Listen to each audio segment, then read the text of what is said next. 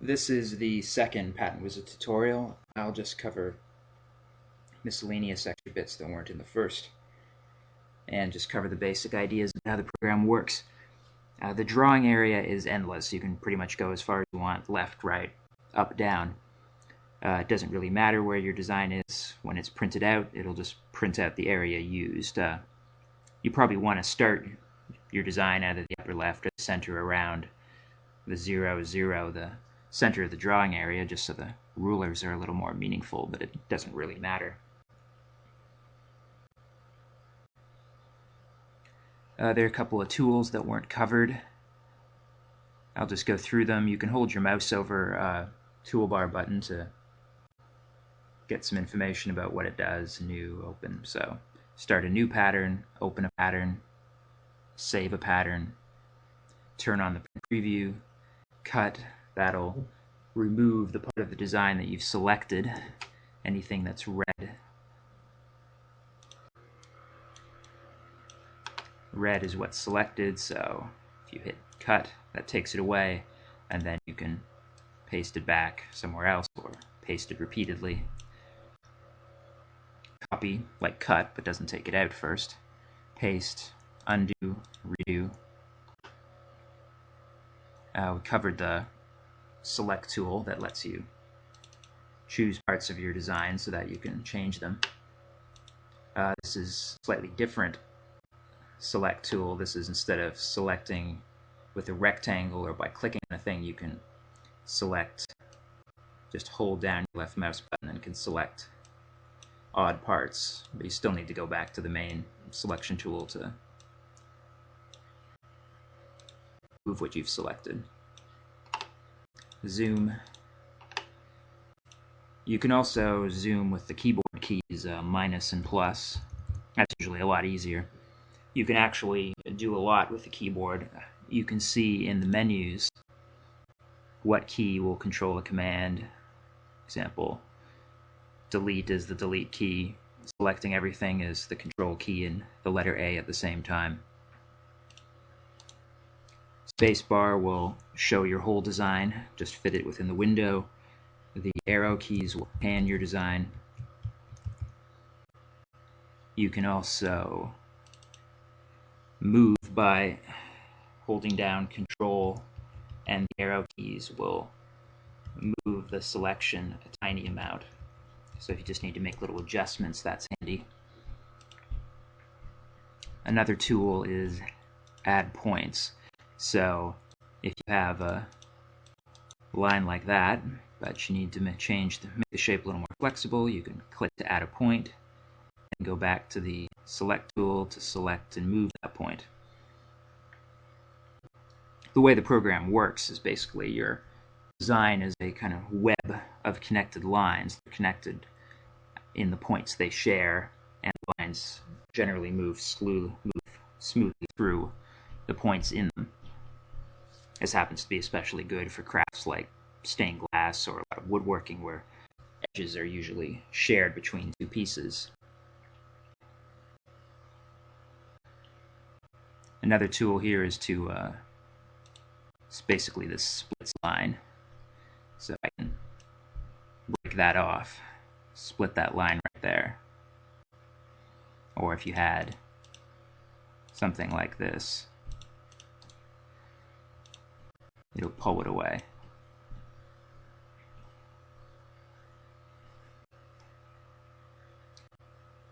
Another tool is for placing notes. If you need to include a little information with your design, whoever's going to be using it, just choose the note tool, left click where you want to place a note, type it in. You can use the note tool to click on an existing note and change the text, and you can have the notes at different angles. You can control whether the notes appear with the Show Notes button at the rightmost end of the toolbar. Just click to toggle them on and off. This button here shows and hides the grid. This controls whether points, when you move them, are forced to be at the crossing points in the grid. So if you need to have your design be very perfect, or parts of it be perfectly square or rectangular, this can be very handy. I'll turn it on here and show you how it works. Switch to the selection tool. Now if I click and drag to move this point, it ends up on the closest corner of a grid box. I'll turn that off now. If you want to change the grid, that is in View, Set Grid Dimensions. The last toolbar button that we haven't covered is Show Points. That just toggles whether you can see the points or not. It's just handy if you want to have a clear glance at your design without all the little dots in it.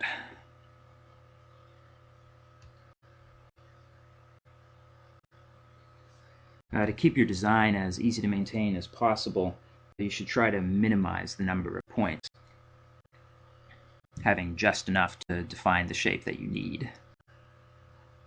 I'll just take you through the remaining commands in the menus just so you know what they're for. Autosave can be handy if you click on that to turn it on. That'll save your pattern periodically in the background for you in case your computer crashes. If you're just opening a design to temporarily change it, you probably want to turn that off, but it's generally a good idea to have that on in case you forget. Insert pattern elements.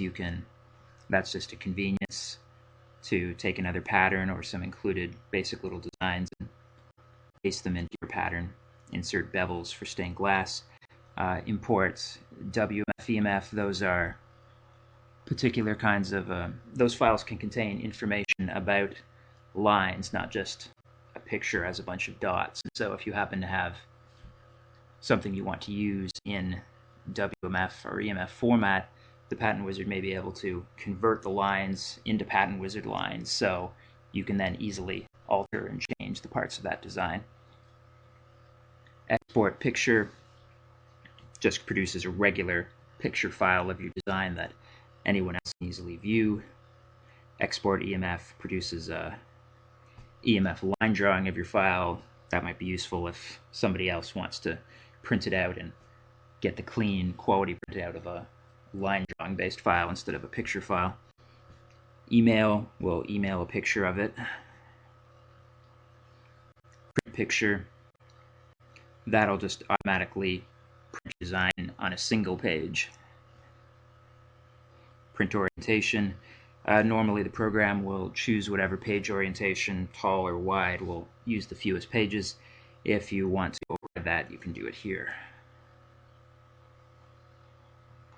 Copy pattern picture is sort of like export picture. It just copies it to the Windows clipboard so you can paste a picture of your design into other programs. Grid Maker. You can see what that does there. Insert text, we'll use any font and put that into the pattern, and then since it's kept it all as lines, you can make little tweaks and adjustments to the shapes of the letters. Insert text on path. If you select a curve and then choose this command, it will position the letters along that curve. I can show you that. Polygon Maker simply makes a shape with however many equal length sides as you want, so enter 6, you get a hexagon.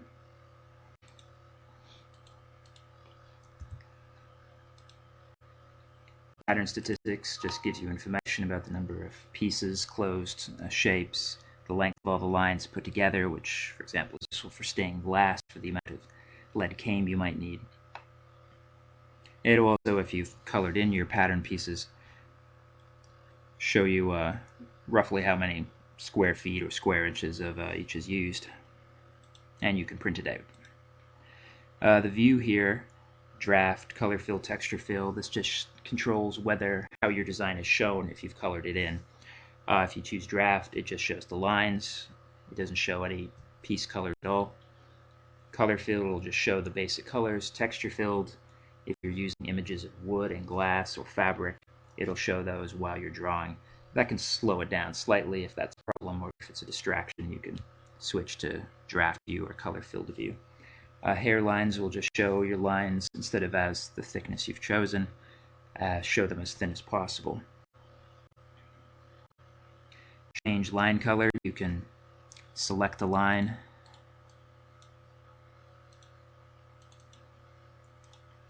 and set it to other colors. Make that one green. Line width. You can select a line and change it to a different width.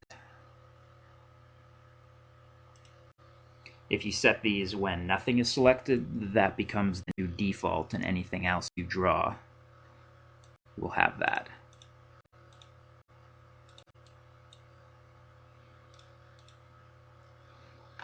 Flip, mirror,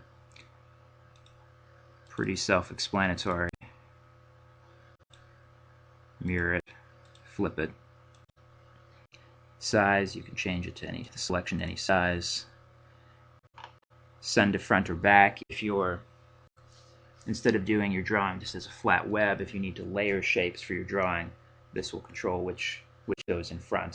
That really only matters when the pieces are filled in so that you have the right fills on top, if that's what's needed for your drawing.